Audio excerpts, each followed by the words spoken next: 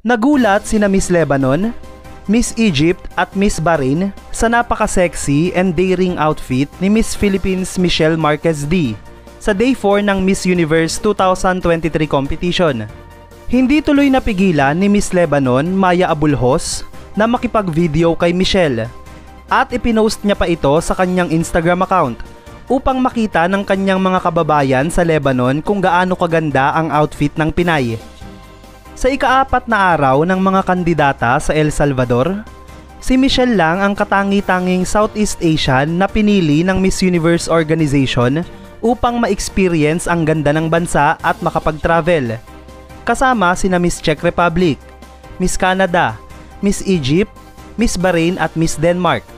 Yayamanin ng datingan at hindi tinipid ng Miss Universe ang activity na ito dahil pinasakay pa sila sa helicopter papuntang Playa Maculis at Golfo Fonseca, mga sikat na tourist destination sa El Salvador. Walang duda, si Michelle ang pinaka-nagningning at may suot ng pinakamagandang outfit sa kanilang lahat. Komento nga ng mga Latino netizens, tila ba ng lamon daw si Philippines at aminado silang siya ang panalo sa araw na ito. Samantala, kiniklaim naman ng mga taga-Thailand na ginagaya daw ni Michelle ang kanilang style.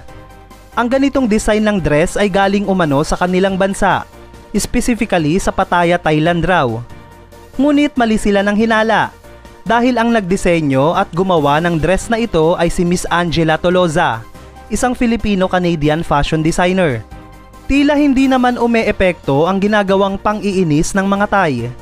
Dahil imbis na lumaban at makipagbardagulan ang mga Pinoy, sinuklian nila ang post na ito ng magagandang comments. Ika nga, binato tayo ng bato, ngunit binigyan natin sila ng tinapay.